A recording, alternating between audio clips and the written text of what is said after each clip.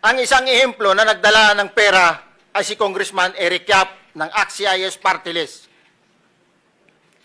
46 na malita ang dala niya sa bahay ni Congressman Saldico sa Valle Verde 6. Pagkatapos mabilang, isinakay namin sa mga sakyan patungo sa Horizon Residence sa Taguig.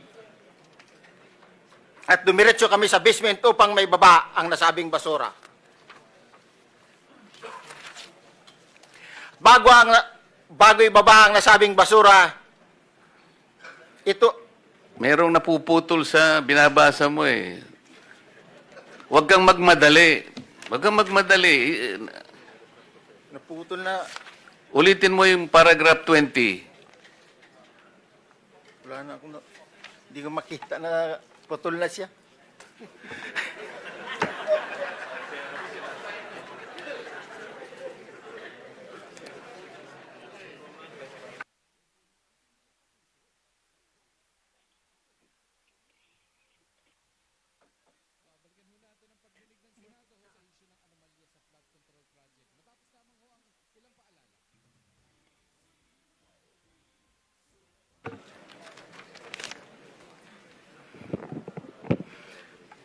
Pagkatapos, mabilang ang sinasakay namin sa mga sakyang patungo sa Horizon Residence, Taguig. Pagdating sa Horizon Residence, dumidiretso kami sa basement upang maibaba ang nasabing basura at dalhin sa unit ni Congressman Saldico sa 56th floor sa nasabing lugar kung saan siya nakatira.